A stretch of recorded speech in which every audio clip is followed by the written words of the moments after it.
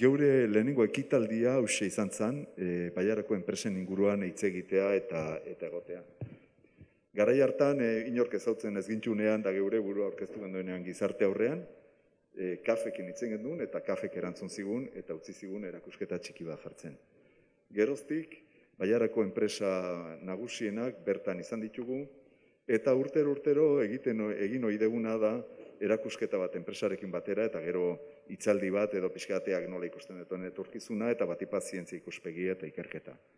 Bertatio pasau izan dira KAF, Idizar, Orkli, Ampo, INE, Indar, eta bakran bat azuko de seguro. Geroztike, eten inberra izan genduen pandemiaren kontu guzti honekin. Baina geuri ilusio berezia egiten digu, Goiekin kontatzea, Goierri Baleikin kontatzea, eta Bailarako enpresa potente hauekin kontatzea. Ikustea pixka bat nola egiten ari dira aurre etorkizunari begira, eta batipat elkarlanean. Eta guretzat hori benetan politia da eta merezi do. Eta besterik gabe, adierazi, beste hitzaldi bat bakarrik gelditzen zaigula zikloa bukatzeko, eta gaur etorri zaten bezala, borrengora gonbidatuta zaudetela. Baina gaur etorri zatena da, bertan daudenak entzutea, eta nik erretiratzea alik eta lasterren hobena. Eskerrik asko bertan izatea, tio.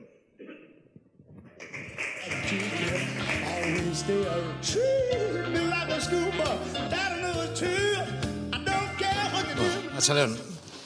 Maskeria kenduko dut hobeto ulertzeko eta entzuteko, eta gero joango gara aldatzen.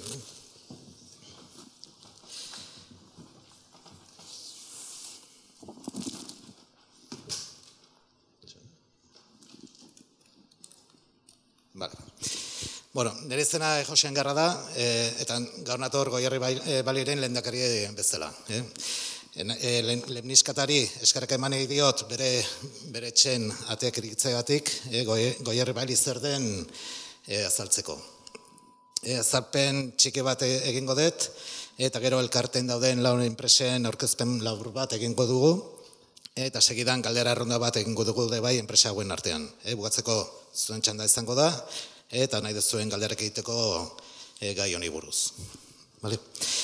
Orduan, Goierri Bailey zer den ulertzeko 3 idei nagusi azaldu nahi dizuet.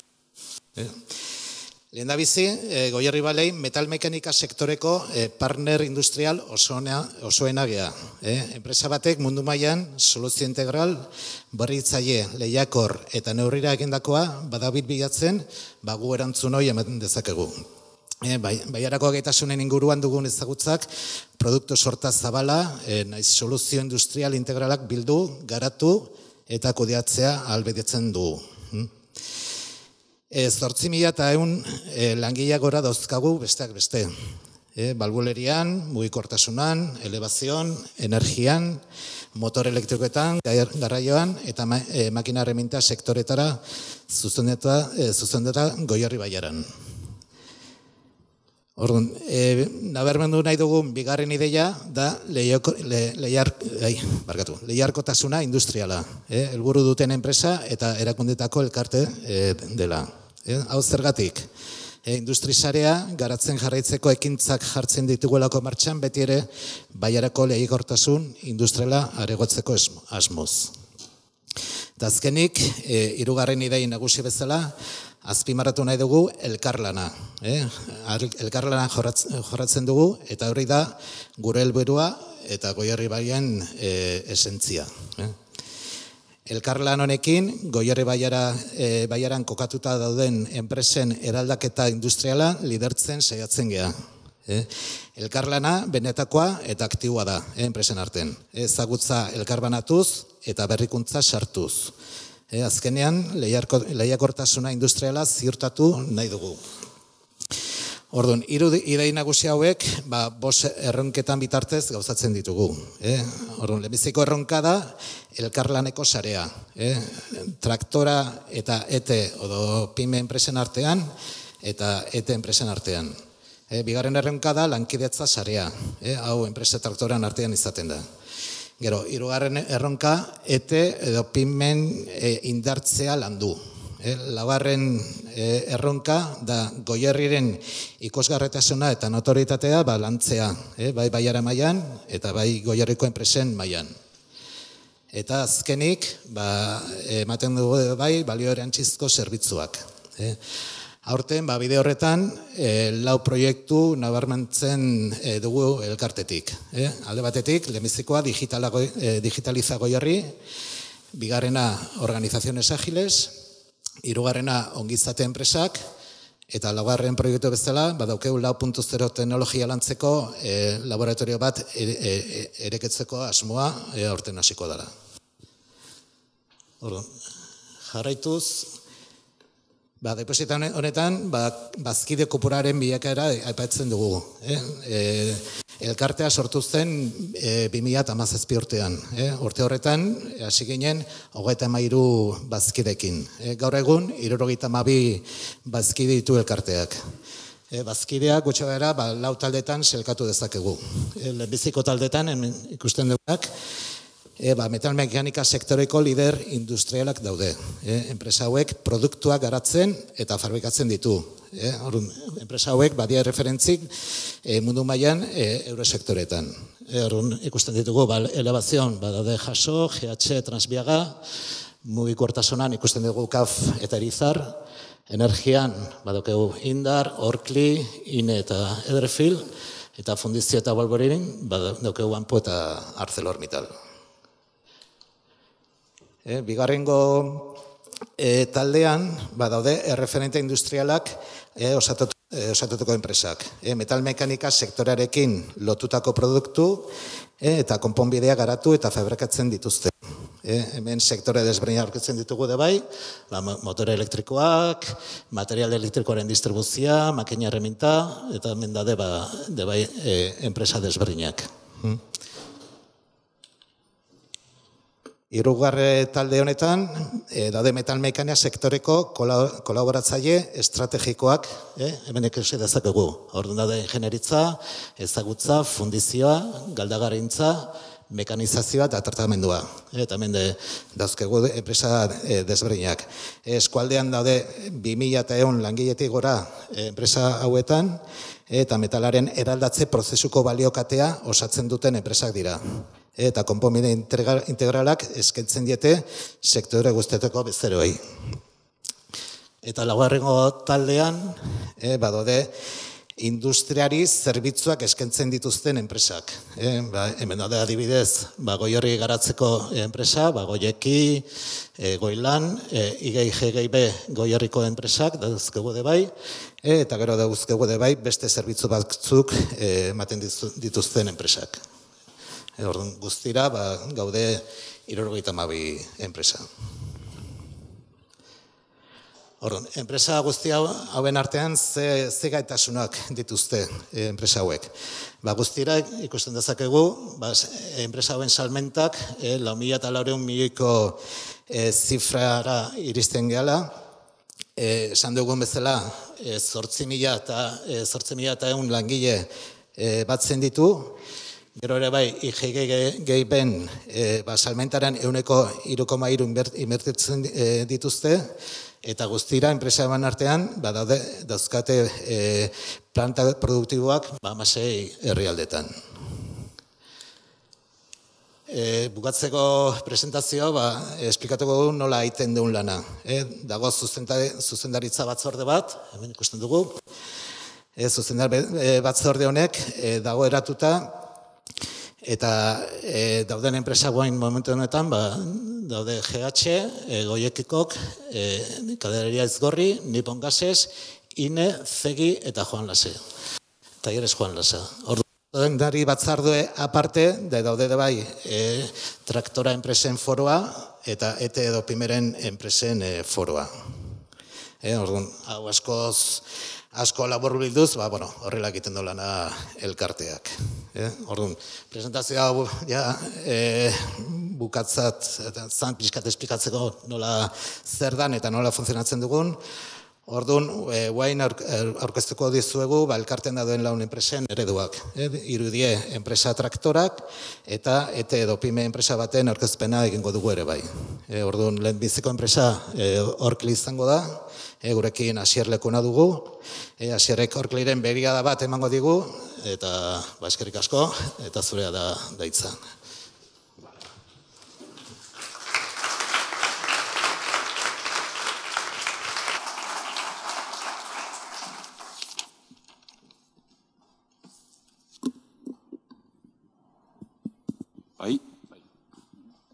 Bueno, atxalde hon danoi, eta mila esker tortzeagatik, denok entzutera, eta bereziki behintzet Orkli dene, tezigantzago eta entzutera. Bueno, Orkli, enpresa nahiko gaztea da, hemen dauden beste zenbaitzukin konparatuta, 74, 82 inguruan, hori da, jaiotakoa, 74 koprezi bezala, kopreziko sede bezala, baina 82 Orkli izaerarekin, izaera juridikoarekin, baina hor pixka saiatu da izena, eta saiatu gena aurkezten da, olako zenbait ito, eta ito asko dara, baina nagusiki, izan duke 3 ito nagusitan laburbildu daitekela. Sorkuntzarekin batea, eta gaur egun Orkli asko definitzen duen faktore bat da automatizazioa da, efizientzi produktiboaren logika. Gu nolabait gero produktu eta ikusitu zuenen, oso produkzio automatizatu batetan, maila ezberdinetan, baina oso produzio automatizatu batetan oinarritzen geha, eta bere garaien, larogeiko hamarkaden herrialdetik hasitako automatizazio prozesu da gakoetako bat, eta gaur egun gako izaten jarraitzen duena. Horrekin batera, bigarren gako bat da diversifikazio geografikoa, esan internazionalizazioa, baina diversifikazio geografikoa. Hau da, Bai. Gero ikuskitu zen produktu negozio ezberdinak badaukete gainea olako eremu geografiko nahiko bananduak, nahiko irekiak. Eta horrek baita ere guri eman diguna da demoran zer nahiko estabilidade maila bat. Horklik ez da izan orokorren gora bera hundirik izan duen enpresa bat, hori ez da erraza izaten, eta nik uste hori lortua da gehien bat, baita ere geografikoki, negozio ezberdin dagoeten, banaketa geografiko ezberdin horrekatik. Eta hori izan zen baita ere, bere garaien, 2000 urteko erdialde horretan, baita Txina, Brasileko implantazioak irekitzarekin batera eta potentziatu zen beste faktore bat. Beti izan esportadoreak, gero ikusko duzuen bezala, baina nolabait hori indartu egin genuen. Eta hirugarren gako bat, eta gehiagiz luzatzearen, baita izan da azken aldi honetan, azken hamarkada honetan, beste zenbait gure nolabait produktu gama handitzeko eta baita palanka egiteko, gaur egungo gure produktuetan baita ere, irindutugun zenbait, esan dezagun azkundi inorganiko ez da deitzen dien, edo erosketa, baita ere gure produktua palankatzeko. Hori izan da hirugarren efektu bat, elementu garrantzitsu bat. Hori zenbakietara traduzituta, nolabait bat ikusten zuen, berez hogeiko zenbakide, 207 zenbait milioi, konsolidatuta, zenbait langile, dana horik ez di Orklikok, noski hori da Orklikok, Txinan daukun faktorearena, Brasilgoa, Italiako bien daukun partaidetzak, baina ikusten zuen, kopuru aldetik, ze mugitzen gan, esportazio aldetik ze pixu dauken, herrialdetan, zenbait herrialdetan saltzen den, eta baita ere inbertsio maila ere, lehen aipatueten nolabaiteko intensidade, gu inbertsioetan kapital intensidade handiko enpresa da geha. Nolabait lortzen den fakturazioa lortzeko, inbertsio maila oso esanguratsuk egin beharra dauzkena urtero eta ia etenik gabe. Hori zertarako, pixkat nun mugitzeko, ikusten duzute pixkat, hasiko gara pixkat negozioka eta produktuka. Orkliren gaurrengo izarra, hori garbi dago hitzete nolabait pisu aldetik, fakturazioaren pisu aldetik eta errentagarritasun aldetik baita ere, gasaren segurtasuneko logika eta gasaren segurtasuneko inguruko produktu die. Egia da gaur egun gasa eta zitzaitea pixka problematiko xamarra dela, gaur egungo nolabaiteko testu inguruan, eta inguso gaur egungo, gaur eta ez gaur, martxoak, 2022, egia da, energietan eta energi fosilen inguruko produktuk eta badauketela, testu ingurune zalantzati bat. Eta gehien bat Europa mailan eta mundu aurreratuari behiratzen badugun, nabarmenki gero ikusiko ditugu beste eredu batzuk, nolabait hor transizio horretan asko ze pixu handiekin dabiltzanak. Guk gure ereduarek zer dauke ona, lehen aipatueten hori, eta nik hortan insistitu den duke, diversifikazioa, hau da, gu ere ari geha lantzen aldugun neurrein, eta gero erakutsiko izo adibide batzuk, transizio horretan parte hartzeko baita ere, zenbait aukera eta zenbait produktu lerro, eta baino gertatzen dena da baita mundu ere oso zabala dela. Eta guk daukegun, gaur egun uste daukegun bentaja badala, mundu zabala horretan nitxokoa produktua dan gauza bat, gure produktu ez da, hemen gero ikusko ditu beste zenbait produktu bezala konsumo handiko, esan ezagun produktuk, nahiko nitxokoa da. Baina nitxo horretan, mundu mailan posiziomendu hon batekin, gu lortu izan duguna da, nolabait, mundu oso zabal batetan, eta berez inkluso transizio ekologiko horretan, velozidade abiadura ezberdinetan jungo da mundu batetan, ondo posizionuta egotea, eta horrekin nolabait, baita ere, behintzete etorkizun hurbile horretan, palanka izateak baita beste gozatzu prestatzeko. Multzo magnetiko eta termoparra oso laburki da gasa berez erretzen den aparatuetan nolabait seguridadea bermatzeko kombinazio bat. Gasa berritzet erre dadin, o gasa nolabait erregabe isuri ez dadin. Logika hori da. Eta hori mundu mailan bere merkatu, nitxoko merkatua dauke, baina bueno, nahiko potentea dana, eta horkli urtetan zehar, gaur egun horkli dauken potentzialen jatorri nagusietakoa dana. Piskat jarraituz, horkli bergaren baita 2000 garren urtea, baina, bueno, 80ko hamarkadaren erdialde horretan, baita ere gehien bat ikusizun, bazegoela aukera bat baita ere, berez gasaren munduan mugitzen ziren zenbait bezeroetan, galdara, gasezko galdaran inguruan mugitzen ziren bezeroengan, nolabait produktu baita zabaltzeko eta beste soluzio mota batzuk eskaintzeko. Fabrikazio teknologia ezberdinekin baita ere.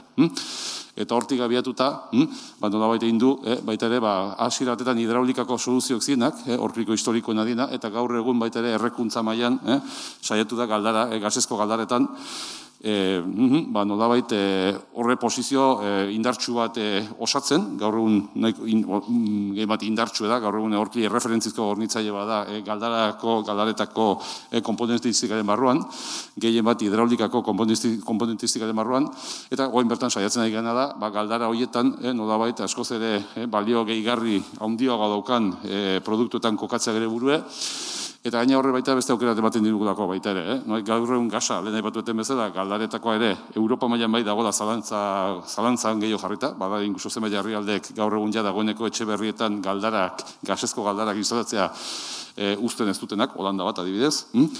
Baina, egia da baita ere, horrek guri Asia mailan adibidez, guk Asian posizionamendu hon daukeu, Txinan dakon implementazioekin da, hor aukerak ikusten die, eta hor nik uste hor berkatu potentea den daiteke da, berriro jokatzen dugu diversifikazio geografikoaren logikarekin, eta horrek ematen digun aukerekin, eta gaita ere gaur vektore bat badago, oan oso asiran dagona, baina hidrogenoaren logika dana, eta hidrogenoaren vektorea, energi vektore horrek baita ere, guk badauzkagu esperantzak, hortan baita ere, vektore horretatik abiatuta, nolabait galdare mundu nuen dio ere, negozio aukerak egon daitezkela. Hori ja epe ertain luzerago batetarako. Eta gero, nolabait pixkatia azken eremu nagusie, izango litzateke baita ere, berokuntza mailan, baita ere etxeko konfortaren eta gaur egun osasunaren logika baita ere sartu dugu, pandemiaren ondorioz olako zenbait faktore baita ere indartzen jundilako, etxeko barruko nolabait giroaren gauza da konfort termikoa, baina beste gauza da konfort termikoa ez aparte, nolabait aire berak dauzken kondizioen neurketa eta neurketa horretatik abiatuta, aire hori hobeto, osasun maila hobe batetan mantentzeko logikak, hortik baita ere, nolabait hirugarren vektore nagusi horkliko negozioan hori da. Alde batetik gure tradizioa izan da hidraulikako horri batzen den, termostatiko, balbuleri logikak, zoru bero emailea, bere garaien baita ere inkorporatuko duna gure katalogora, eta berez etxearen berokuntzara zuzenduta ongo izateken produktu gama, baina hortaz aparte, gehien bat azken alde honetan bastante sartzen ari gara produktu berri, aireztapen aldetik eta aire horren osasun egoeraren bermatze aldetik. Hori da pixka bat baita ere, momentu enten gehien lantzen ari garen elementue, horkli berak, nolabait soluzio integralak eman ahal izan ditzan, etxe bizitzen konfor horren inguruan.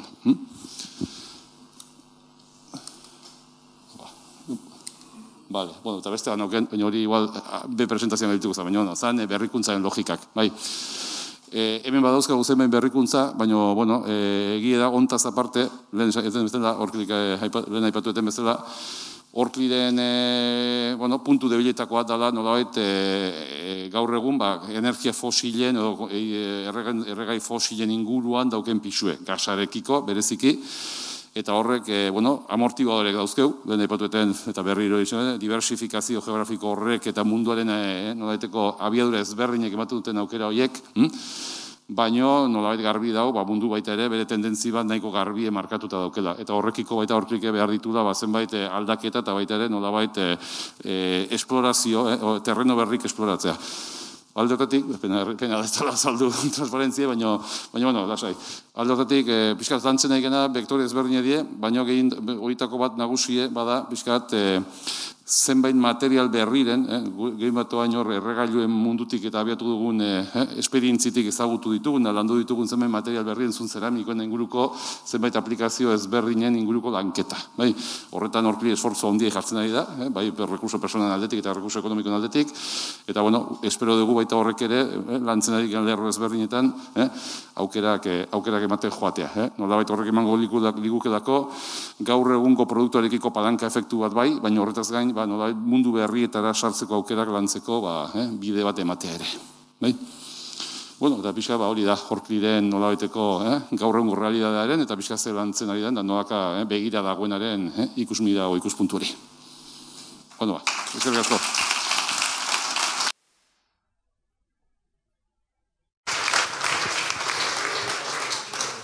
Eskerrik asko, Asier. Bigarren enpresa KAF izango da, eta Aitor imaztegu bere ordezkari bezala.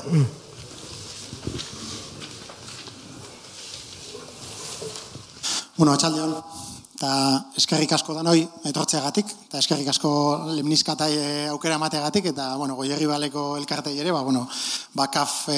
KAFi enpresa bezala, gaurko jardunaldi honetan parte hartzeagatik, bai. Gaur egun gizartean daukeun erronka nagusienetako bat, esango nuke dela mugikortasun jasangarria. Gero eta gehiago nahi dugu mugitu, gero eta azkarrago, gero eta toki urrunagoetara, gero eta erosoago, gero eta konfort moduan, baina gara hori modu jasangarrian inbar dugu, ez? Eta hortarako behar die garraio bide kapazitatea handikoak, erosoak, erabiltzaileantzako erosoak izango dianak, eta gainea jasangarriak. Orduan, saiatuko naiz erronka honi KAF taldetik nola erantzuna ematen saiatzen ari gean. Ez hainbeste trenak edo guri gertu, inguruneko geografikoki trenak, ematen dugu KAF trenak egiten ditugula bakarrik, da mugikortasun, paradigma pixka bat aldatu eta mugikortasunaren aldera.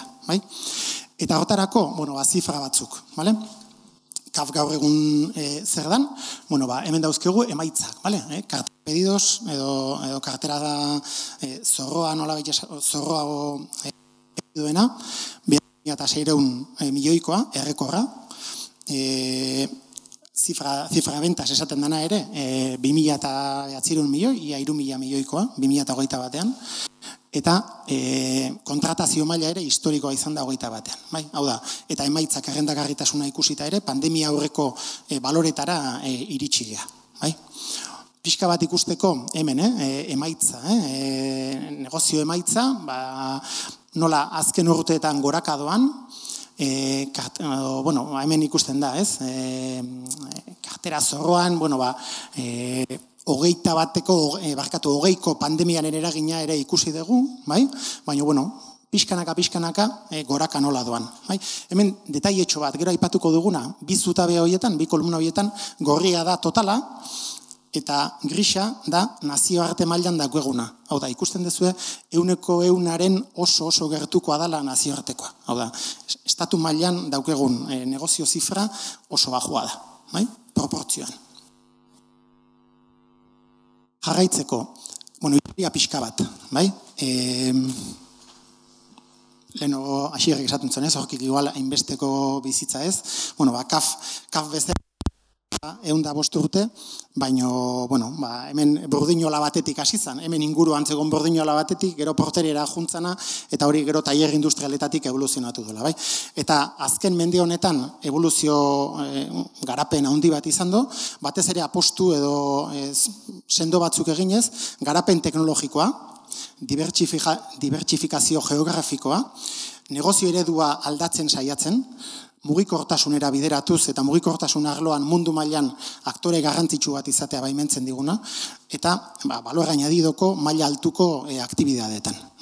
Orduan, histori hori pixka bat denbora lerroan jartzen baldin badugu, hemen hasi zen, ez? Oindala 160 urte, porterian zeon burdinola bat, tailer industrial bezala izatera pasatu zen, ez? Eta ordutik, azken urteetako, fokoa jartzen dugu, azken 20, 30, 40 urteetan. Iazko mendeko 80-90 hamarkadan nazio krisi handi bat egontzan, inguru hontan, eta KAFen estrategia izan zen nazioartekotzea. Eta hor hasi zen, nazioartekotze estrategia. Gero 2000 urten inguruan, hemen kapazitazio teknologikoa edo garapen teknologikoan oinarritu ginen, hor apostu bat egintzen, gure kompetentziarekiko menpekotasuna gutxitzeko, eta, oain ikusten egean, garai hauetan ikusten egean, auto jabetza edo, dependentzi maila txikiago batek ematen dituen abantailak lortzeko, eta gero teknologia horretatik negozio bihurtu baita, negozio alternatiboak ere bilakatzeko. 2010an hasten da zerbitzu mailan dibertsifikazio bat, zerbitzuak ez bakarrik ibilgailuak saldu edo komponenteak saldu, baizik eta zerbitzuak eskaini, bai? Eta azken urteotan ikusiko dugun konsolidazio prozesuetan ere parte hartu, bai? Edo azkunde inorganikoa, adkisizio batzukin. Maila apalean, baino pausoak emanez, bai? Eta zer da gaur, ez? Gaur egun kaf, ikusten dugu, garraiobide nagusienetan, edo mugikortasun soluzioetan, liderretako bat. Eta zeri deitzen dugu mugikortasun soluzioak edo garraiobide sistemak. Hemen marrazki honetan edo argazki honetan ikusten duguna. Azkenen, obra zibil bat, ibilgailu bat, bidaiariak eramateko, ibilgailu bat, seinalizazio sistema batekin, elektrifikazio sistema batekin, trena edo ibilgailua infrastrukturarekin lotuko duen komunikazio eta informazio sistema batzuk, eta hori operatu egin behar da. Operazio bat eman bartzaio eta mantendu egin behar da. Hori, sistema bezala, mugikortasun soluzio bezala, horretan die. Hori da gure erronka. Eta horretarako dauzkegu produktu batzuk eta zerbitzu batzuk. Eta horrengo transparentzitan saiatuko naiz bizkor, baina ematen zertzela da bat gure estrategia edo nondik doan. Azteko, tren motako ibilgailuak. Gama guztiz zabala daukegu, sektoreko ibilgailu mota ezberdinetan, tranbietatik hasi, metroak, aldirikoak, regionalak, abiadorendikoak, lokomotorak. Batez ere, konforta bilatzen duenak, fidagarritasuna emango dutenak eta seguridade emango dutenak, eta teknologikoki, jasangarriak izan daitezen inguru giroarekiko. Bigarrena autobusak. Autobusak gure filiala den Solarisen eskutik, kafek lortu do, mugikortasun gama hori, tren arloko ibilgailuetan zeukena autobusetara ere ekartzea, eta horrek baimentzen digu kaf multzo bezala, hirigunei eta regioei mugikortasun soluzio zabalak eskaintzea. Hasi autobusetatik, tranbiak, metroak, aldirikoak, regionalak, dana. Eta gero eta zabalagoa daukegun, leheno aipatu dugun erronka horretan, atezate edo intermodalitate horretan, eskaintzen do aukera zabala, eta hiri bati edo regio bati soluzio globala. Aipatzeko, Solaris momentu honetan zero emisioetako merkatuan Europa mailan liderra dagoela, kuota 1,5koa lortzera iritsi dela, eta autobus horiekin eta tranbien mota batekin lortzen duguna da hiriguneko mugikortasuna garbia aitea, katenaria gabeko tranbiekin eta baterian akumulazioak dauzkegunean, ez dago katenaria, obra zibilaren kostua askoz ere bajuagoa da, impacto bisual txikiagoa da, energia efizientzia handiagoa da, eta azkenean jasangarritasun bide horretan. Hirugarrena, zerbitzuak. Operazio guzti horretarako ikusi egun operazio horretan, zerbitzuak eskaini behar dira, zerbitzuak mantenimentutik hasi, birgaitzeak, renovazioak, ordezkapen materialenenak, finantziazio zerbitzuak, eta baita zerbitzu digitalak. Eta zerbitzuetarako ere teknologia. Eta teknologia hemen LeadMind gure plataforma. Plataforma desarrollatu dugu, zertarako baimentzen duena ibilgailu ezberdinetan dagoen informazioa, jaso, infrastrukturara bidali, eta infrastrukturan aztertzea.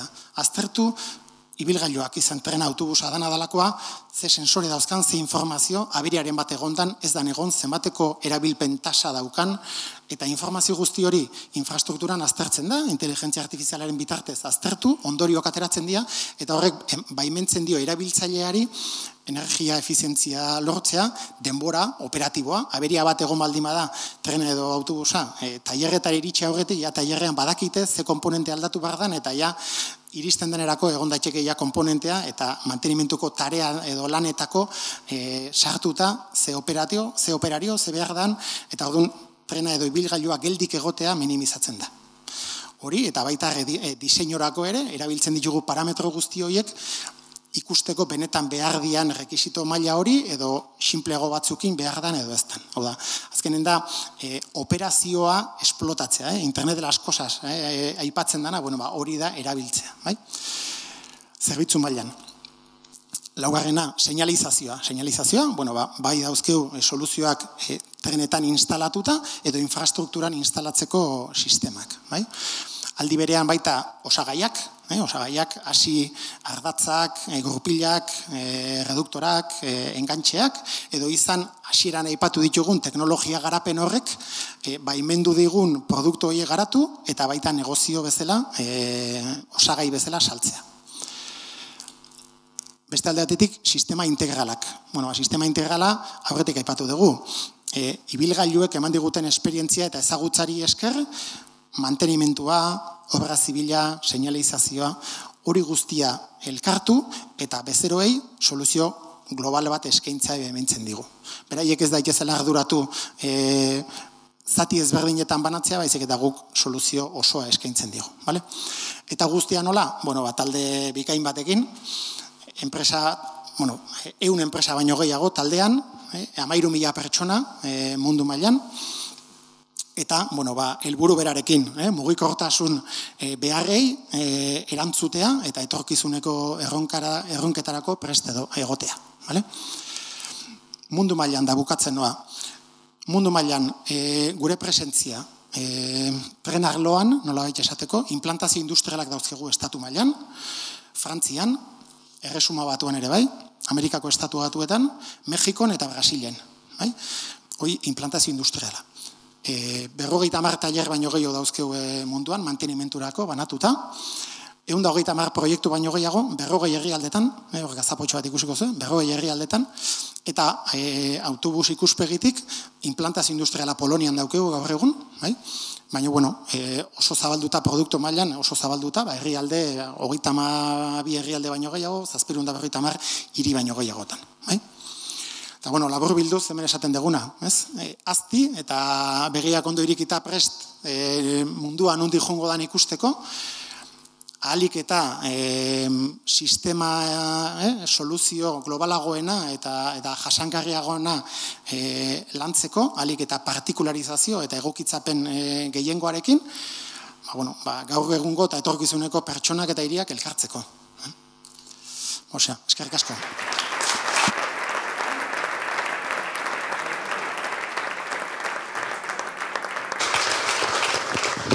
Eskerrik asko, Aitor.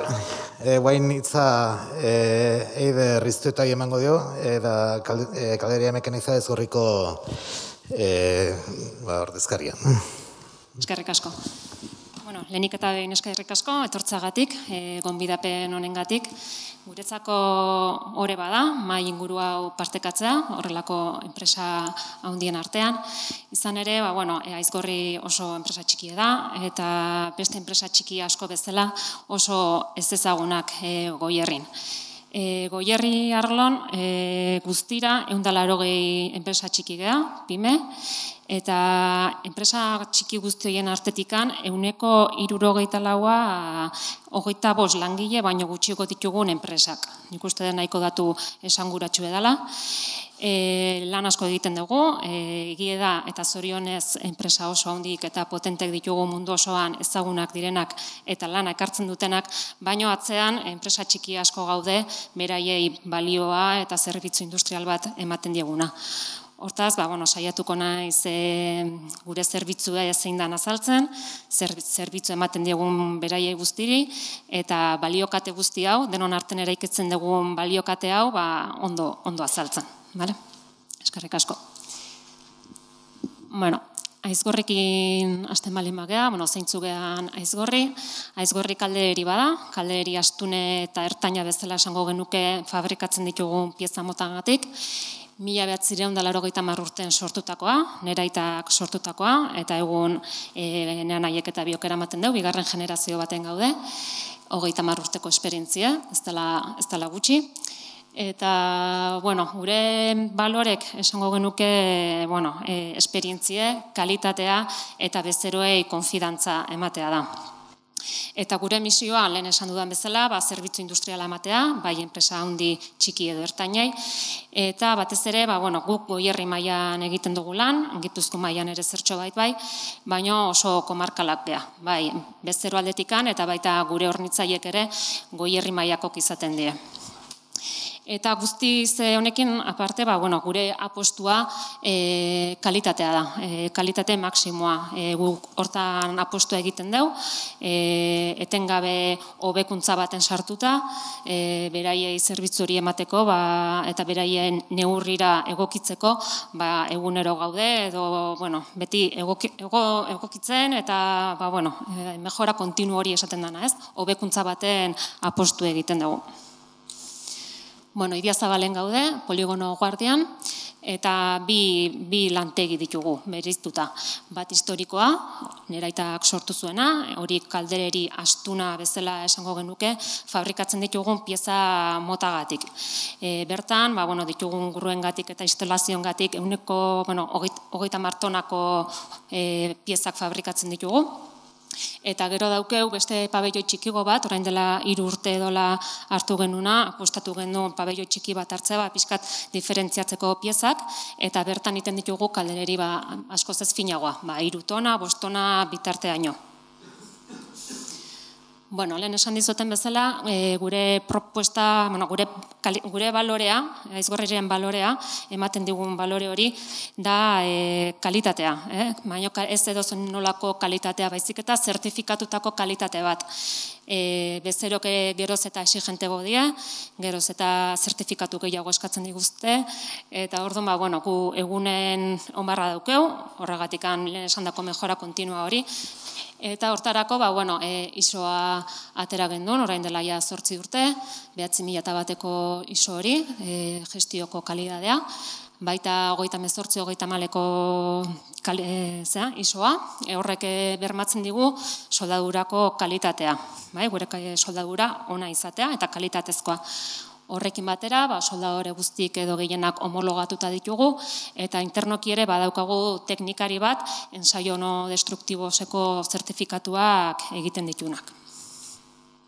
Gure sektoreak, lehen esan bezala, inguruko enpresekin egiten dugu lan, eta sektore ezberdinetakok.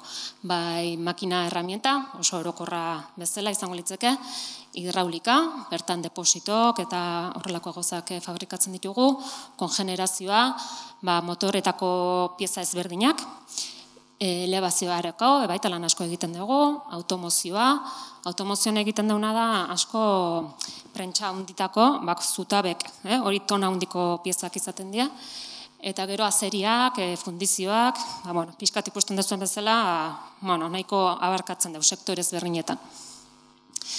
Zerbitzu industriala, lehen komentatu dizuetena, zein zerbitzu industrial ematen dugun gu, zein dan gure apostua, eta ze zerbitzu da beste enpresei bereizten diguna. Guk ez dugu fabrikatzen serien, ez ditugu piezak berdinak egiten, edo beti berdina, baizik eta gure espezialitatea neurrira egindako lanak die. Denak, lan gehienak ezberdinak dira, ez ditugu bata beste berdinik egiten, eta orduan, bezerok plano bat ematen dugu, eta plano hori hartu, eta pieza fabrikatzen dugu. Sekuentzi guztie markatzen dugu, montatzetik hasi, eta soldatzera baino. Gehien bat burniarekin egiten dugu lana, beste material batzukin hasi ginen, baina gehien bat espezializazioa bintzat, burnia da. Hemen ikusten duzuen atzeko pieza hori da testero bat, nik uste dut egin dugun piezarik handinetarikoa da. 50 tonako testero bat, barkatu. Eta zuen dien montxongatik, 3 pusketatan fabrikatu behar izan gendu naiz gorrin, zentrala 50 tonakoa, eta gero eskinetako 10 tona. Gero dena montatu behar izan gendun, ikusteko dena ondo enkajauta zeola, eta gero aizgorretik berriro ateratzeko 3 zatitan. Orduan, nahiko lan handia eta politia izan zen guretzako. Bestela, beste lan pila egiten ditugu, esan dizuten bezala bata bestetik oso ezberdinak, egiten ditugu bai depositok, mensula hori ikusten dezuna, erdin 9 metroko mensula bada, karkasak, testeroke baita elebaziorako, erdiko hori baita fundizioko pieza ezberdinak die, eta hori baita elebaziorako.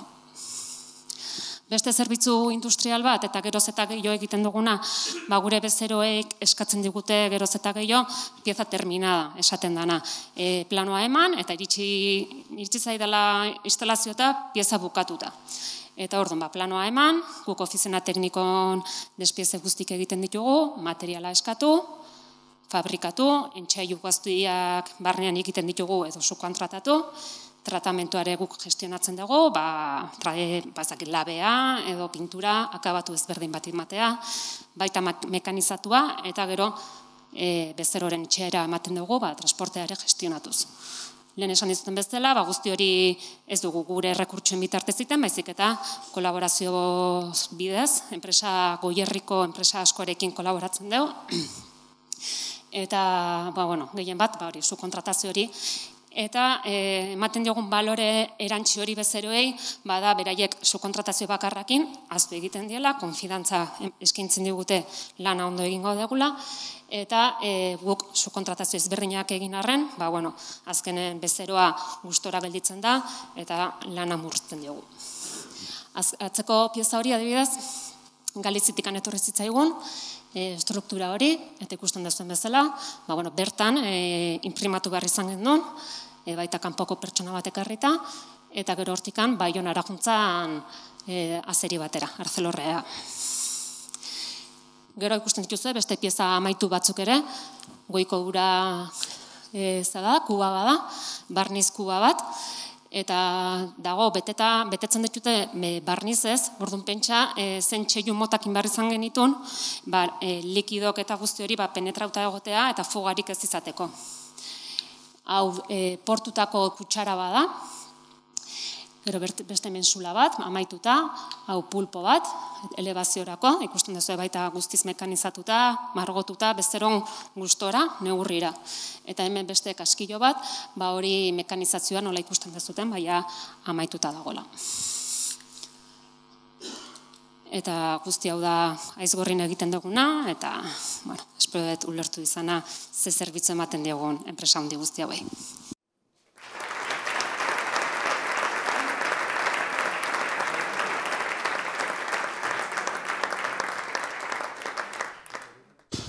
Bukatzeko Josean Etxebeste dokeu, Irizartik.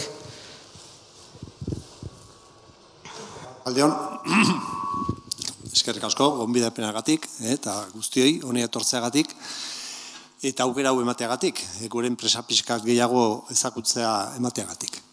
Irizar ezagutzen dezue, gehiantxunok, pentsatzen dut, autobusak egiten ditugu, Ormaiztegin kokatutako kooperatiba bat gea, duela 130 urte baino gehiago sortutakoa. Kooperatiba berandu gointzan, baino enpresa duela 130 urte baino gehiago. Autobusak egiten dituguteagatik, hori da gure mamia eta gea ezagunak, baino azkeneko urte askotan gauza gehiagotan sartuta gaude, eta nire asmoa da pixkat guzti hori aurkeztea. Autobusak egiten urte asko damazkiu, 100 urte, duela 25-30 urtera arte hemendik inguruko herrialdetara egiten genitun, eta azteko helburuarekin hasi ginen zenbait lurralde ezberdinetan kokatzen, gure lantegiak. Mexikon, Brasilen, gero ikusiko dugun mapa osoa. Eta beste hito garrantzitsu bat izan zen duela 10 urte, apostu egin gendun diversifikazioagatik, beste produktu batzutara sartzeagatik, eta guzti horrekin beste sektore batzutara salto egiteko helburuarekin. Eta orain hasiko naiz hori dana aurkezten. Esaten hon bezala, duela 130 urte sortutako enpresa bat, gaur egun 6 arlo ezberdinetan kokatuta gaudenak, autobusen mundua, elektronika, motorrak eta generadoreak, elektromugikortasuna, energia eta konektibitatea. Guztira, 7 enpresa ezberdin gara, 13 produzio zentrurekin, ikerketa zentro badaukagu gurea, 5 kontinentetara saltzen ditugu produktuak, ia 3.000 pertsonak osatzen dugu taldea, Gure fakturazioa duela 2 urte 766 milioi euro izan ziren, azkeneko 2 urtek gogorrak izan die guretzako, eta desente jitsi beharra izan dugu, baina ari gea berriro, goruntz. Bueno, esan deten enpresa ezberdinen izenak, segurasko gehientxoen entzatizti ezagunak izango, Irizar autobusak egiten dituguna da, oain ikusiko deu, Irizar Mobility adunan daukagun enpresa, Hispacol, Masach, Sevillan eta Katalunian, Alkonza Bizkaian dagoen enpresa da, Gema Lasarten, eta Datik Donostin. Eta hau da, Kreatio gure ikerketa zentrua hemen Ormaiztegin daukaguna. Orain banan aurkeztuko izu zer egiten deun. Ormaiztegin dakizuen bezala autobusak egiten ditugu. Historikoki egin izan ditugu bidai ertain eta bidai luzetarako autobusak. Hoi izan da gure fuertea. Eta hemen goien ikusten dituzuen modelo ezberdinak egiten ditugu, gama ezberdinetakoak. Hemen hau izango zen gama altueneko autobusa. Baina azkeneko urtetan baitere jorratu deu iringurutako mugimenduko autobusak egitea. Hemen herrietatik ibiltzen diran autobusak beste modelu batzuekin. Azpimarratzekoa da, bai hemen Irizarren eta bai taldeko enpresa guztitan, gure posizionamentue merkaturi begira da gama altuko produktuak egitea. Guk hemen produzitu nahi badeu, gama altuko produktuak egin barra dauzkeu. Hemengo eskulana garestie da.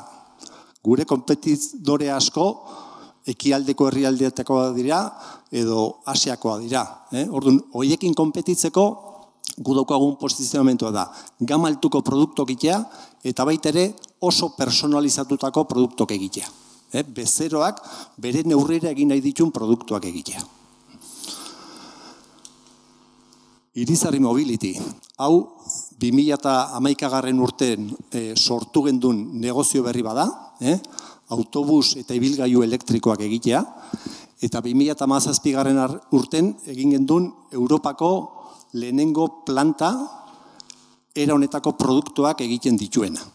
Adunan dago, bertan egiten ditugu autobus elektrikok, dagoeneko pentsatzetik ikusiko zen ituztela, mugitzen, eta baita ere hor sortutako teknologiarekin egin duguna da kamioi elektrikoak.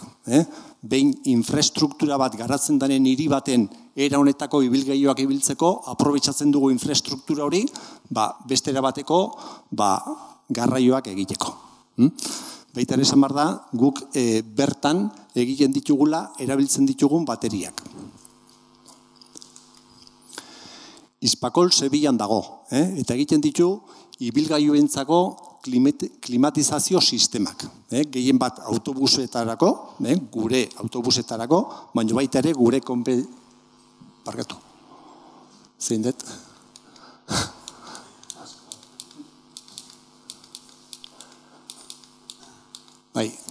Gure kompetentziko fabrikantzaientzako ere egiten ditugu klimatizazio sistemak, eta baita ere trenentzako egiten ditugu. Masach egiten ditugu ibilgailuentzako ateak, eta baita ere gurpildun aulkiketa igotzeko egoten diren igogailuak. Berdin, bai trenetarako, autobusetarako eta bai trenetarako. Eta gure taldearentzako eta beste batzuentzako. Alkonza, egiten ditu motorrak eta generadoreak. Oso berezi eta hundiak orokorrean. Sektore ezberdinetan kokatuta zegoen historikoki, itxasontzi handietarako motorrak, zentral hidroelektrikoetarako eta horrelako aplikazioetarako, eta noski guk taldean hartu gendunen enpresa hau, gure ibilgailuetarako egiten ditu motor elektrikoak. Gema, lehen esan deten bezala Lasarten dago, hauek ere duela 10 bat urte sartu ziren gure taldera, egiten dutena da energia bihurtzeko sistemak, konbertidorek. gehien bat, baita ere zentral hidroelektrikoetarako, plaka fotovoltaikoko zentraletarako, horrelako arloetarako. Eta azken urte hauetan baita ere, elektromugikortasun sektoren, gure ibilgailuen trakzio sistemak egiten dituzte, elektronika guztiak egiten dituzte, karga sistemak, hirietan ikusten diren karga sistema hauek, eta guzti horrekin, ibilgailu osoaren teknologia gure talde barrutik egiten dugu. Azkenekoa, datik, da Miramonen Donostin kokatuta dagoen enpresa txiki bat, egiten duena da, konektibidadekin zerikusia dauken guztia. Hau da, gure bezeroek autobus ezberdinak asko dituztenean zabalduta, gestio guzti hori egiteko ibilgailu bakoitzaren informazioa eukitzeko, bidaiariek bai paradan, bai autobus barruan informazioa eukitzeko, urrutiko mantenua eta barra egiteko software ezberdinak. Bueno, kokapenak hemen mapa mundiala handia da, eta hemen zoom badaukagu gertugotik ikusteko, aipatu deten bezala, gure kokagunea gehien bat, enpresa ezberdinena Euskadin daude. Zentrala Ormaiztegin, zentrala kooperatiba, gainontzekoak ez. Eta esan deten bezala, Masatx ateak egiten dituna Manresan dago, eta Hispakol Sevillan. Eta duela 20 bat urtetik gaude kokatuta Mexikon, han fabrikazio planta bat daukeu. Mexiko da autobusetan gure lehenengo merkatua, gehien bat han jendea distantziako sondia dira hirien artean, eta autobus asko erabiltzen da, horregatik merkatu oso garrantzitsua da, bertan egiten dien ibilgailuk Mexikorako bakarri dira, Brasilen kokatuta gaude eta Hego Amerikarako egiten ditugu autobusak, eta baita ere Brasildik esportatzen ditugu autobusak Australia eta Zelanda berrira.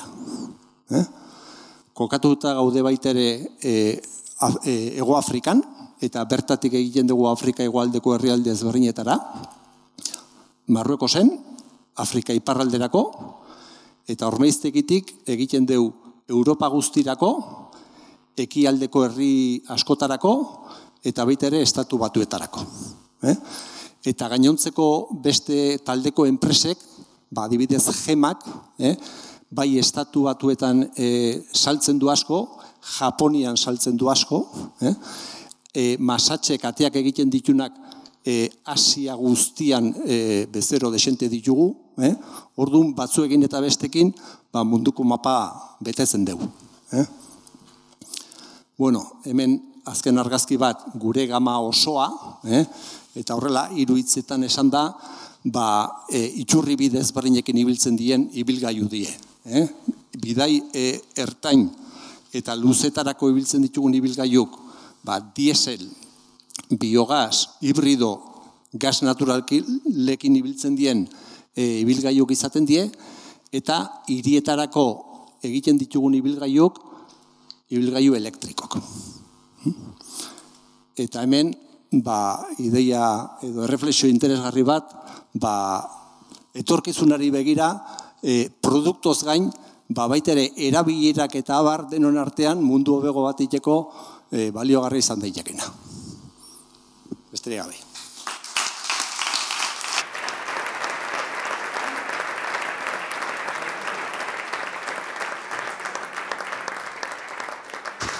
Eskerrik asko, Josean.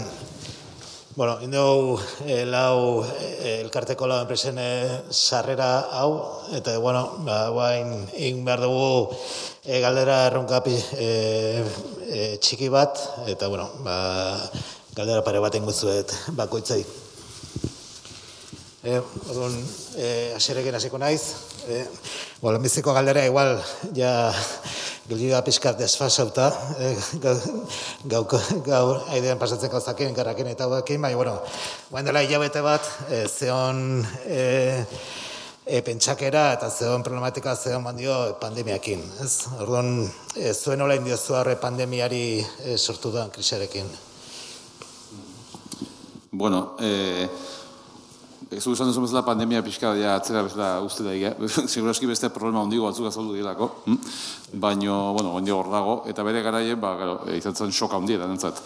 Orklik eukizuna izan zen, bi gauza hortatik, bat gure Txinako implantazioen ikuspuntutik, pixka da aurretik ikusi genuela, pixka da aurreatu inginen, nik uste kudeak eta aldetik baita ere hor hasierako momentu nahiko, zailo horietan, aurreapen horrek, eman zigun nolabait, erabaki batzuk hartu, protokoloz batzuk zehaztu, pixkat nahiko ondo esan duke antolatu genula, gure erantzune, eta uste horrek baita kredibilia maila eman zigula bai barne mailan enpresan bertan, eta baita kanporekiko. Hor nik faktoreat hori, ustetik garrantzitsu izan zela, nolabait kudeatzeko garaien aurreatze hori, eta pixkat erabaki nahiko, nolabait potente gartzea, eta gaina jarraikorra izatea erabaki egiten, Bodako bandaza askondi jo gabe, bere garaien gaina egoera pixkat nahiko nahasi, izan zuen informazio gutxiko momentutan.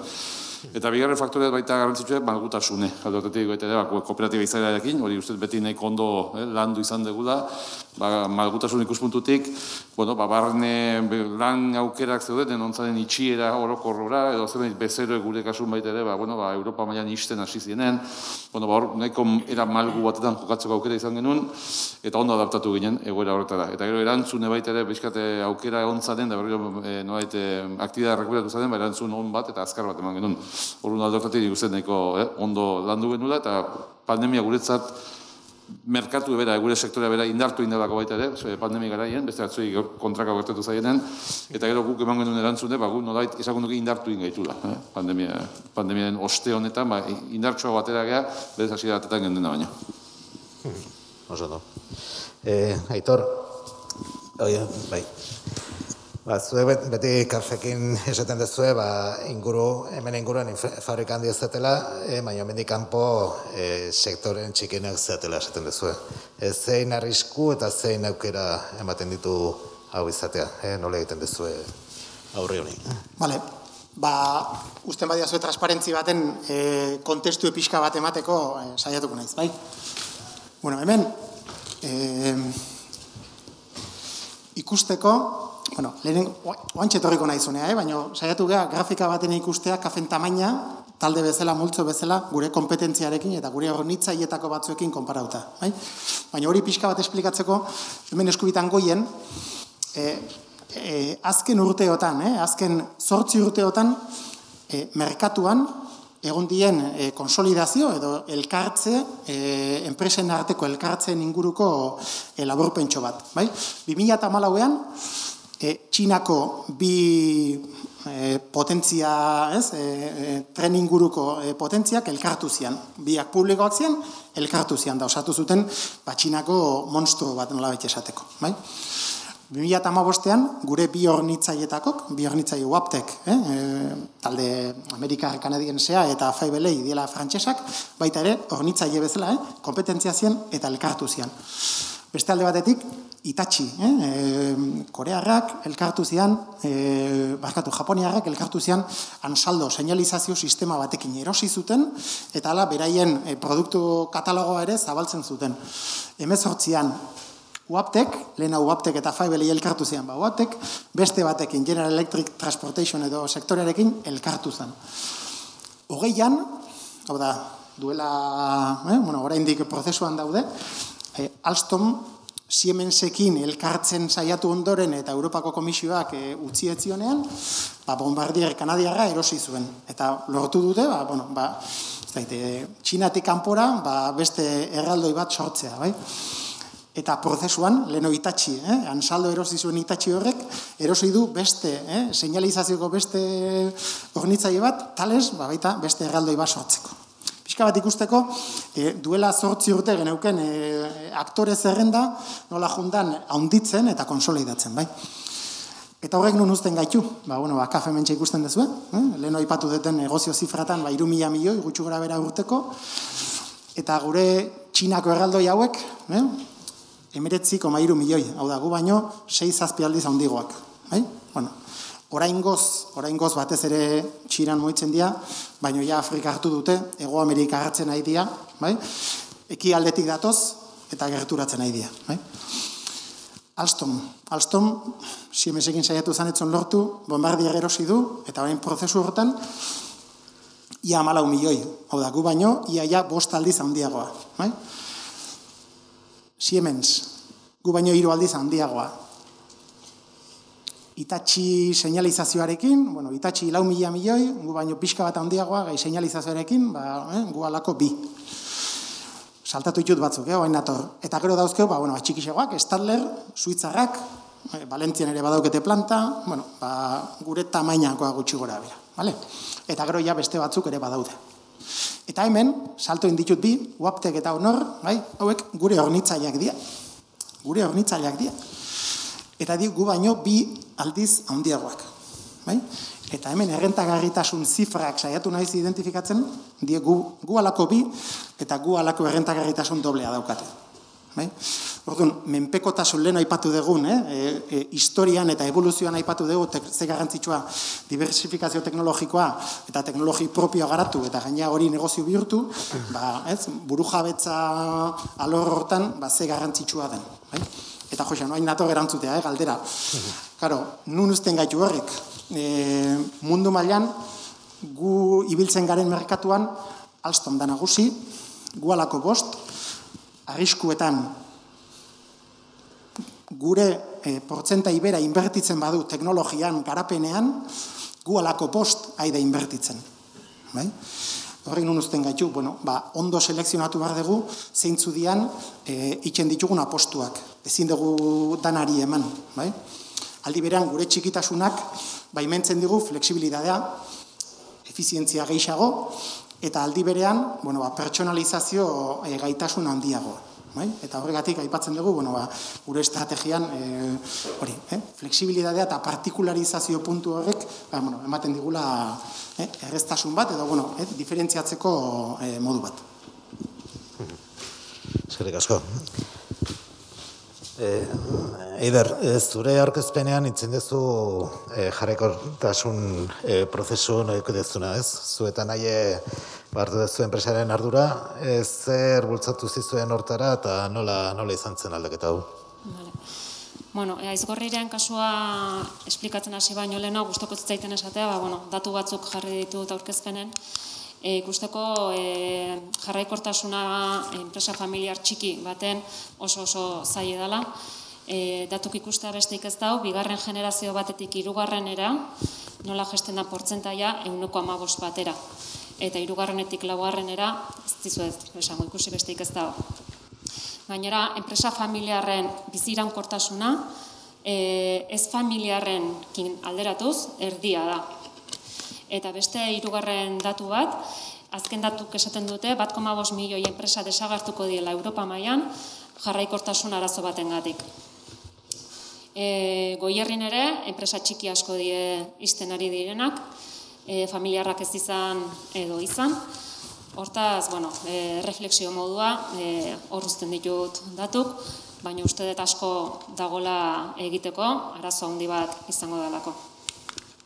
Aizgorregin kasuan, jarraikortasun prozesue, beha, etzan zaila izan. Izan ere, zorionez nire aita jubilatzeko zeo momentu hortan bazkide bakarra zan, bian nahi arreba geha, prozesu beha, erreza. Zailagoa prozesue beha baino, erabakie hartzea da. Gure kasu hone garikoitzek, anaiek nahiko argi zuken, Aizgorrin hasi eta bertan jarraitu nahi zuela, horregatik bere ikasketak bertara gidatu zituen, baita esperientzia ere, Aizgorrin gaztetatik hasita. Nire kasu honetan ere helburue hasiera baten mintzat Aizgorrin lanen jardutea, eta beste ikasketa batzuk, eta beste bide bat hartu nun. Baina, momentu iritsi zan, aita jubilatu baino 8 urte lehenago mahai gainean jarri zigun gaia, eta erabaki bat hartu behar zen. Orduan alde batetik anaiek etzu nahi bere enpresa bakarrik, bere ardura hori, bere ardurapen bakarrik hartu, eta etxeko edo gurason balorek eta etxeko esfortzu guzti hori ikusita eta guzti horrek indartuta, erabaki hartu genuen enpresa hartu eta gure ardurapen hartzeko. Hortaz hemen gaude, gogor lan egiten, gustora eta harro egiten dugun lanagatik, baino oso zaila da, oso gogorra da. Ez lana ez dagoelako, zentzorionez gaude komarka baten lan asko daukeguna, lanak hartzen dugu dutenak, baino arazo larriena pertsonala da. Pertsona falta da, pertsona profesional asko falta die. Alde txarra eta alde ona daukeu Goierrik enpresa handik izatea.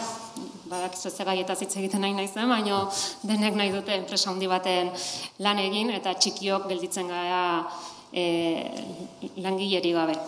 Orduan, denak gidatzen dute bere ikasketak enpresa handitara, lanbide eskolak ere horta bideratzen die, eta gu gelditzen gara pixkatu horrerdin, komerik eginez. Baina, jarraituko dugu, baina, deialdi txiki bat egiten dut. Laguntza esker. Arazo handi da. Josean, zure arkezpenen azaldu da pandemia eukitako konsekwentzei faturazen eta eundan jetxera eta kolpea nahiko handi izan da. Zer eragin izan da honek zuen errealitatean? Bai, danak badakizue pandemiarekin batean mugikortasuna mugatu intzala, gehien bat hiri batzutatik bestera joateko, kanpora joateko, horrekin turismoa eta bar, eta lehen esan duten bezala, gure merkatu garrantzitsuna autobusetan izan da beti erdi eta bidai luzeetako sektorea. Orduan gure bezeroek autobusak, beraien autobusak geldituta zeuzkaten, orduan autobusa berria erosteko ez beharrik eta beraiek ere biziri mantentzeko nahiko lan. Horrek ekarri zon, hilabete askotan, zenbait lantegitan, produzioaren 60% gutxi gora bera jeistea.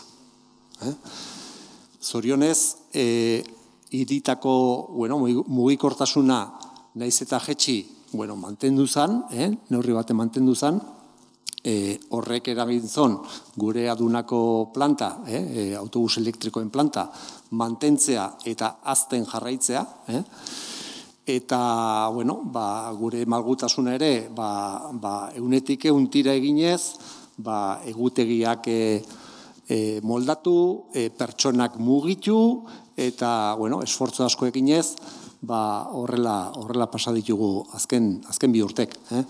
Baiteren noski aprobetxatu deula, zenbait berrikuntza produktu berri garatzeko.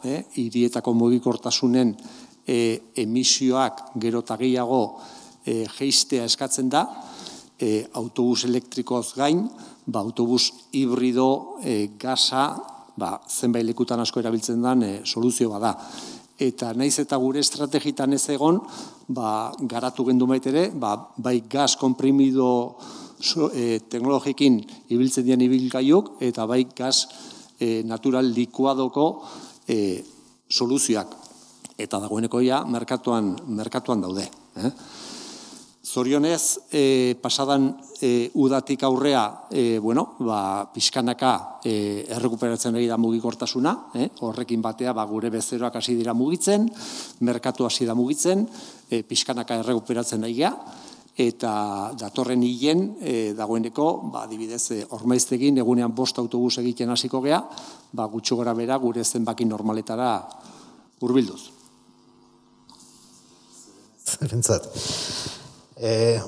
Pandemia abratzen juten geha, eta horklien, esan dezu edo zaudetela leku desberdinetan, implantazio desberdinekin, erosketa suposatze leku desberdinetan enten dezue.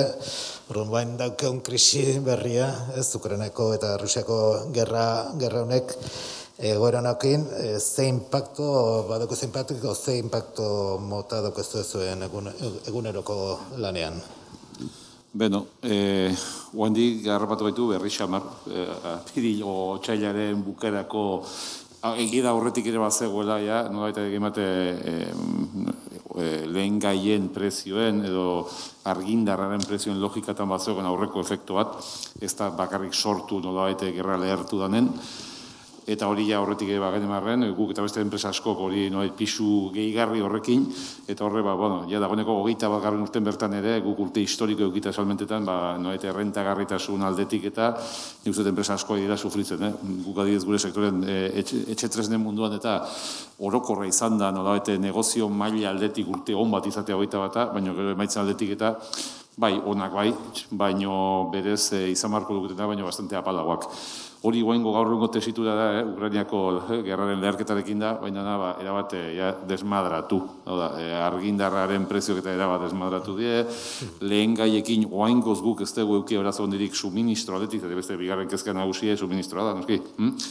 Baina nolabait prezioak bai erabate lehertu diela, inflazio ronda horretan sartu gehan, non bakarrik ez energiaren prezio, baizik horren atzetik datorren bigarren maila bateko hornitze logika guztik garestitze orokor batetan dauden, eta gaur egune jungo gaineke, baina garraioaren barruko nolabaiteko grebak sartu guinetek, eta kasi hori da, momentutan igual impacto ondina daukena, eta komeria ondina esortzen ari dana. Orduan, danaren suma bada. Eta denan suma horretan, esaten da, bizikateatzen nahiko lan badago, eta pixkat, egoera on batetik abiatzen gehan, behitze suministroa eta lanetik aukera mantentzen egun bitarten abantatu egiten dugu, baina, hau pixkat ez bada, pixkat bideratzen, nolabait, gastuen aldetik, kosten aldetik eta, baina uste enpresa asko zaitasun ondik, basa bat dituztela. Hala da.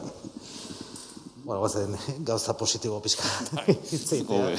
Ez horren, Eiderri eta etorri galdera berri ingo dut, ikusteko ikuspegi berdine daun ETE o PYME enpresa batetik edo enpresa handi batetik, eta galdera da, zekarpen, zure dizuta, zekarpen egiten dio ez gorriri, Goierri Balei bezalako elkarte baten parte izatea. Guri Goierri Balek ekarpen asko egiten dizkigu, enpresa txiki bagealako, eta azkenen babesa behar degulako. Aizgorri bere izenen, bera bakarrik gauza asko ezin ditu egin, gauza askotan ezin du parte hartu, proiektu milaka ezin ditu egin, baina Goierri Baleien izenen, enpresa guztin eskutikan, eta gehien bat PYMEa indartzea helburu bada, elkartena, gaina traktorak babestuta, orduan nik uste dut izugarrizko proiektu onak ateratzen direla, erabat neurrira, eta guri behintzat erabat enkajatzen digu egiteko mila histori. Horretaz gain, nik gehiena baloratzen detena, elkar ezagutza da, bai bileretan, bai egiten diren foroetan, gai ezberdin asko ateratzen die, eta beti dago zerbait ikasteko. Gaurko mai inguru hontan ere, beti dago gauza berrik ikasteko, eta netzat elkar ezagutza da punturik fuertena. Daitor, zuek Goierri Baleitik zertatzen dezue, o ze ikusten dezue? Nik uste, kafe zela, kafeko ordezkari bezala, kafeko ikuspegia emango dut, baina nik uste dut elkartean gauden enpresa traktora edo hundiek antzeko iritzia daukeula, bai. Nik uste eina hundi batean baiararekiko konpromestua edo responsabilidade soziale horregatik, ez? Eta hori da, baiara behar degulako baiara potente bat eduki, enpresa sare eta hornitzaile sare zabal batekin, talentua erakartzeko gaitasuna izango duen baiara bat, bai? Alde batetik hori, konpromesua, bai? Baina nik uste dut, hornitzaile sare gertukoa, fidagarria, kalitatekoa, kompetitibidade maila daukena izateak onura asko ekartzen dizkio enpresa bati, bai? Gure nazioartekotze prozesu horretan edo dibertsifikazio geografiko horretan herrialde batera baldin bagoaz eta implantazio industriala planteatzen ari baldin bagea, konfiantzazko gertuko hornitzaile bat eukitzeak eta berari esatea izu, eta animatuko zeate eta elkarrekin jungo gea. Eta montatuko deguan nik plantatazuk ere, eta hango hornitzaile batzuk bilatu partez, eta beraiekin prozesua, ikasketa prozesua egin partez, hemen inguruko batera mateak, abantaia handiak dauzka. Eta hori ikusten dugu, eta orain, leheno esan dugun kontestu, gaur egun bizi dugun kontestu honetan, burujabetza edo gertukoa izateak ere, bere abantaia handia dauzka. Egia da, merkatu global honetan kompetitibidadea oso garrantzizkoa dela, eta oreka hori bilatu behar dela. Baina beste alor bat hori gehiago da, tangibleagoa edo objektiboagoa, baina nik uste elkartean egotek beste balore intangibleago, eta baina igual, pixu mailan antzekoak dauzkala, eta iderrek aipatzen zituen bezala nik uste kontaktu sarea, elkarlana, traktoran artean, edo eteekin, edo txikiekin, eduki ditzazkegun lanak, balore asko ematen diola, balore handia ematen diola, Gure sektoreaz aparte, beste sektoretan ze gertatzen dan, ze estrategia dauzkagun, enpresa ezberdinek, arazo bat baldin badaukegu eta ez badakigu nola konpondu, haizu, halako ezautzen dut, hau, Iranen dago, edo hau Txinan dago, eta nola konponduko do, azkenik kontaktu sare bat ematen dizu, oso erabelgarria dana. Eskerrik asko, Aidor. Josean, ikusi duzu, bai zure aurkezpenen, bai Aitoren aurkezkenen, mugikortasun eredua aldatzen ari dela, pixkanaka, ez dela bakarrik makinea, baizik eta daudela bere inguruan gauza berrik. Zen aldaketa aurreikusten dituzue eta honek zer eragin izango dugu zuen enpresan Irizarren? Bai, esaten da eredu aldaketa oso sakon badatorrela, edo hasten ari dela. Mugikortasunen azkeneko eredu aldaketa sakona, izan zan duela 1 urte, motor termiko edo konbustiozko motorrez ibiltzen zien ibilgailuak sortzen hasi zienen, aldatu zen, azkeneko mendetan, gehien bat, animalikin, zaldikin eta egiten zien garraio eredu guztik. Baina mugikortasun aldaketa horrek ekarri zon, ez bakarrik ibilgailu motor hori aldatzea. Ekarri zon, herri, hiri, errepide, industri, gizarte, bizimodu aldaketa ikaragarri bat. Bestalde batetik, dakizuen bezala, azkeneko hamarkada askotan, ibilgailu pribatu, partikularrak eukido pisu asko, eta azkeneko garaietan, azaltzen nahi die beste aukera batzuk. Alde batetik, partekatzeko aukerak, ibilgailuak alokatzeko aukerak, hirietan, hemen ez da asko ikusten, baina Europa mailan eta ikaragarri ikusten eta patinete elektriko, bizikleta elektriko alokatzeko eta abarreko sistemak, kondukzio autonomoa ere badator, eta guzti horrek aldaketa ikaragarrik sortu behar ditu. Eta guzti hori Irizartik aukera bezala ikusi nahi dugu. Eta garapen ezberdinetan murgilduta gaude, lehen erakutsi deten gama guztia urte gutxi barru dena garbia, erabat garbia, 0 emisiotakoak izateko lanean gabiltza, bai ibilgailu hauek bateri bidez elektrikoak izateko, edo hidrogeno bitartez baitere elektrikoki emisiorik ez izateko. Guzti horrek atzetik ere ez bakarrik garapenen, bai fabrikazio muntai prozesu guztiak goitik bera aldatuko ditu, gure pertsonak formatu beharko ditugu produktu berri guzti hauetarako, bezeroen ingurun sortuko dien aukera zerbitzuak eta erabat aldatuko die, birziklatzeko produktu guztiak, birziklatzeko prozesu guztiak, eta abar.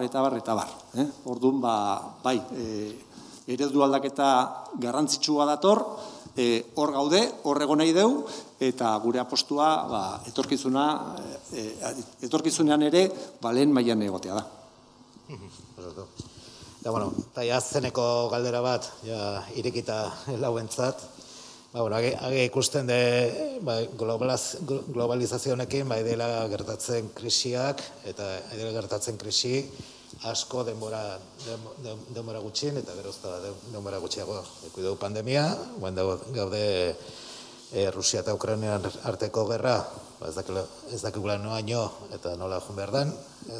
Honek, zuei zein eszenatoketan jartzen jartzen dutela enpresak, ez? Zer ekar dezake epe motz eta ertain batean.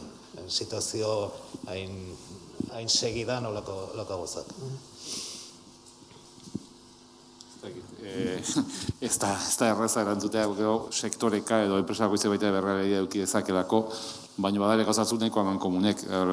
Globalizazioaren tendentzie mundu mailan egondan nolabaiteko bizikalidadea eta hori gaina zabaltzeko garaien, nolabaiteko herrialde gehiagoetara zabaldu eta bizikalidadea hobego bat sortzeko garaien klabea izan da, hori garbi dago. Behitzek gu bezalako baiaratetan guk hemen daukun kanporako esposizioa eta guk hemen daukun bizi maila eta gehi bat handiek kanpora begira eta gehitxo txiki eragiten dien, barruek handiekiko lanak hori kritiko izan da. Hori guretzako oso garrantzitsua da, baintzet hori ez horako haustura handi bat ez egotea maila horretan. Nik ez uste gertatuko dani, baina egia geroz eta nolabait globalizazioak dauzken onura horietatik aparte bere arriskuk eta bere gabezik ere badauzke, bat suministro kate luzek, aldik eta horre dauzken arrisku guztiekin da. Eta horre behar bada, bai, igual pixka reformatu ditzazkela zen bai paradigma. Nolabait gertutasuneko gauza gehiago lantzearena, gehiago, ez dakit, dik ez da oso garbi nola jokatuko deun, baino pixka baino gaudelako dako poragine horretan, da ikusi guzti honek nun utziko gaitut eta ze ondorioetara eramango gaituen. Baina nik uste behar bada pixkat gertutasuneko, gara bat pixkat abandonatu egin dituen gertutasuneko lanketa horiek eta gertuko suministro kate horiek pixkat indartzea eta ekarri dezakeela. Ikusi behar horrek baita ze ondori ditu, enpresa bakoitzen gan, gu adibidez oso internazionalizo eta garen enpresa geha, gu gaur guntan, erosle aldeti behar bada zenbait gauzekin irabaziko genuke, baina guk adibidez gure merkatu aldetik eta gu lehen aipatuten da gure diversifikazio geografikoa zabalkunde hori kutzako kritikoa da. Guri ondo juntzaigu, globalizazioa, eta gu aldortatik horren jarraipenaren alde ongo gainateke ikusi behar baita ze eragin mota dauken. Adaptazioa da. Adaptatu behar eta ikusi behar baita ere, nola jokatu zegoen aldaketaren bat baldin badator maila horretan, nola jokatu zegoen partidari.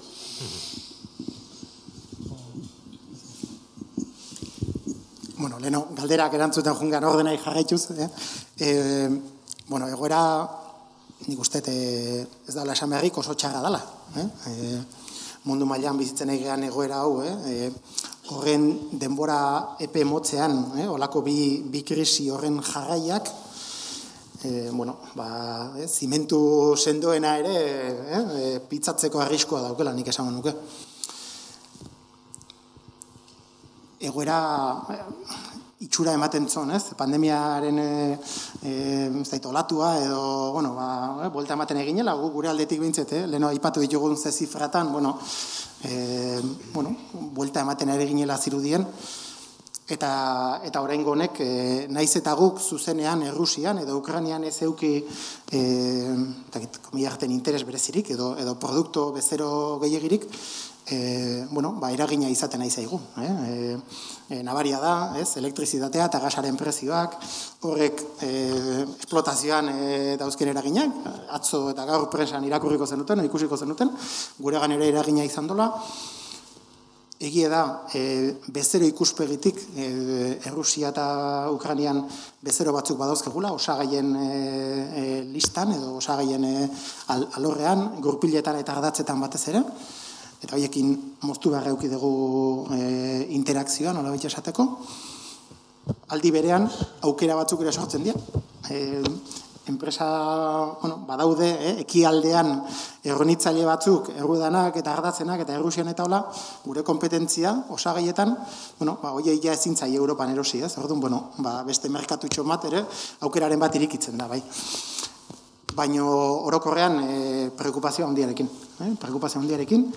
eta honek ze eragin izango den, ze gutxiena uste dezunean egun batetik bestera, globalizazio horri lotuta, eta ikusi dugu gure merkatu oso globala dela, ez dagoela, lokala oso gauza gutxi dela, arrisku maila handiarekin. Eta hori, bukaeran esan deten bezala, azti, begiak ondo irikita, eta edozein zeinuri reakzionatzeko prest.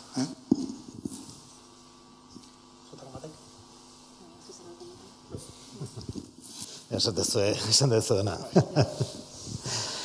Bale, ez dakizu daukezuen galderen egiteko gogoiko asmoa, zer bena bezu argitu?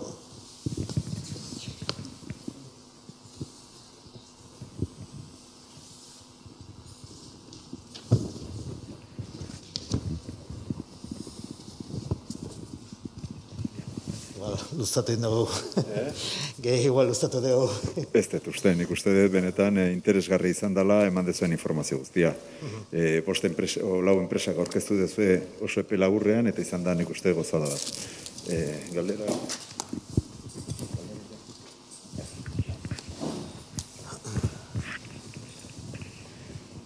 Aitorri galdera bati ingo nioke erantzune uste dut ez dala luzea izan beharko.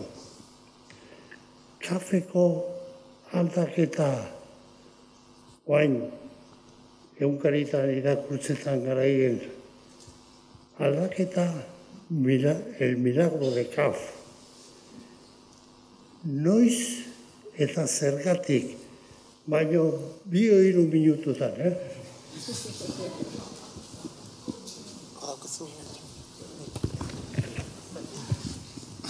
Saiatuko naiz erantzuten,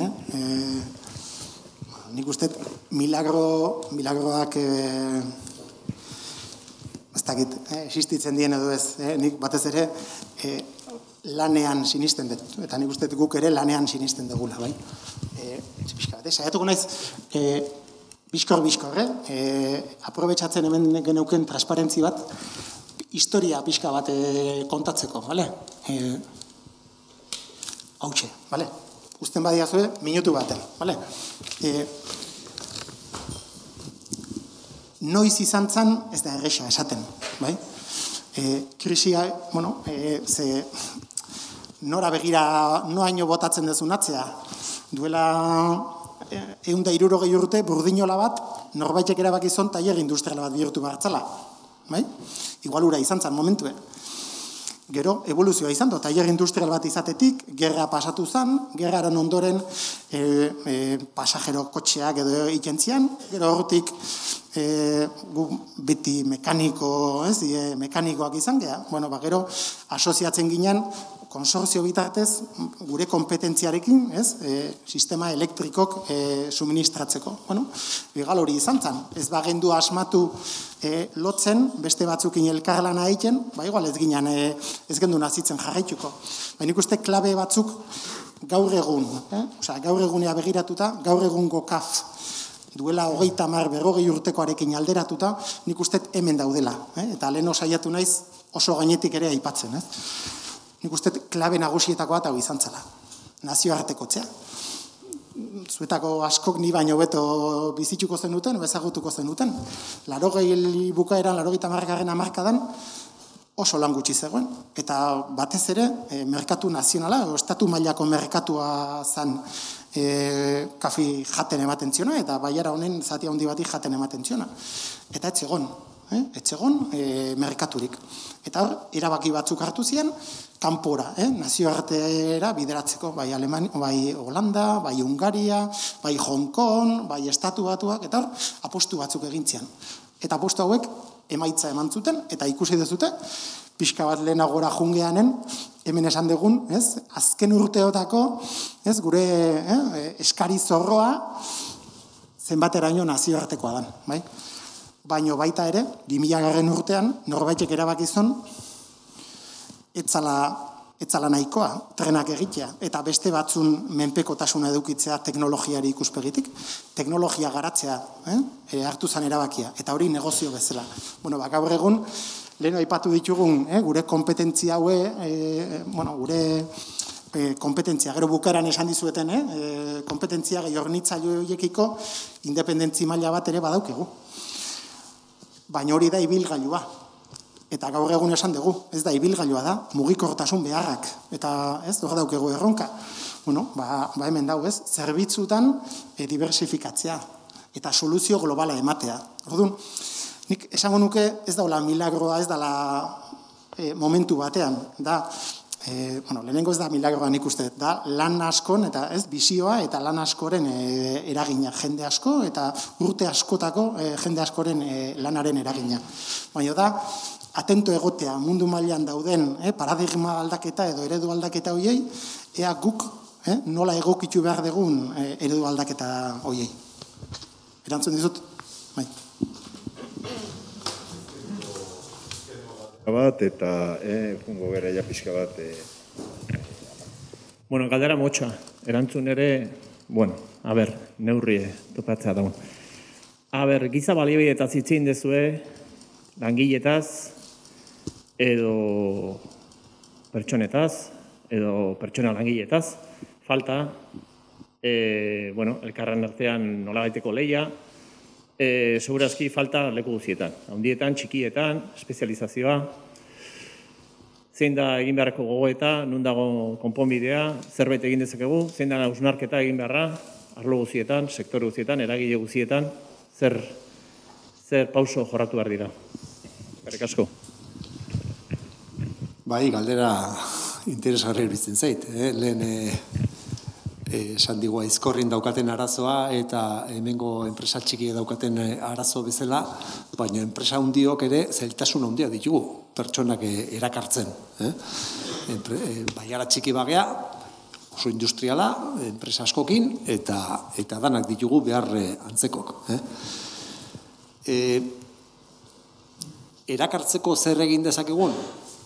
Alde batetik, bultzatu barra daukeu, azkeneko urte askotan egindan bezala, hemengo gazteak eta abar, formakuntza hemengo ikastetxek, inguruko ikastetxe, Euskal Herriko ikastetxetatik eta jendea erakartzen, baiara interesgarri bat sortu beharko genduke, ez bakarrik lanera etortzeko, jende asko etortzen dak, beste baiara batzutatik lan eitea, zergatik ez bizitzea, orduan, pentsatu beharko genduke, baiara bezala zer egin dezakegun interesgarrikoa egiteko. Beste ardaz bat, lehengon beste lagun batek esan ziguna, gure bilera baten, emakumea. Emakumeen presentzia industrian oso bajue da. Zer egin dezakegu emakumeak erakartzeko industriara? Horren daiteke beste ardaz interesgarri bat. Eta zergatik ez, baita ere, ez da erresa, baina hemengo gazteak kanpora joaten dira lanea, beste herrialde batzuetara, hoiek erakartzea noski betiko helburu badala, baina zergatik ez atzerriko gazteak honea erakarri. Orduan, hor egon daitezke zenbait ardatze lan egin beharko genituzkenak, zeatik bai orain eta bai gero beharko ditugu. Eskerrik asko zeuei, gaurko berri guzti hauengatik. Etorri zaten nahi geure aldetik amaiera emateko eta ezkenean despedituko ditugu, noski ez da. Aipatu, datorren ostiralean izango degula, hitzaldi bat gainaz energiaren inguruan ekarritakoa, orain dela 10 urte, Fernando Plazaola Euskal Herriko Unibertsitateko Zientzia eta Teknologi Fakultateko dekanoa ekarri gendun, aipatzea fusiota zer dan. Energia iturri ilimitatu hori zertan datzan. 10 urte pasatu dira eta orain berriro ekarriko dugu esatea, eta guain zertan datzan. Guk ere milagro txiki egiten ditugu eta tailerra ez dugun jarri, baino argazkia lortu dugu lehenengo tailerrekoa kafekoa. Ondara €30 urteko argazki bat, hori da gure milagro txikia. Eta jarraikortasuna aipatu duzu eta nik uste dut jarraikortasuna enpresan arazoa da eta baita ere gizarteko elkarte eta entidade guztiena da. Geure kasuan ere jarraikortasuna arazo bat bihurtzen joango da pixkanaka. Geure taldeko gaztena baldin banaiz, pentsatu dezakezue, etorkizuna nolakoa da, ez orduan, animatzen zaituztet, zeuen aportazioa egitea bai lan aldetio, da bai idean aldetio. Eta zeuei eskerrik asko, benetan gozada bada zeue bezalako jendekin kontatzea, hobenak izatea gauza handik egertzen ditu. Eskerrik asko. Eskerrik asko.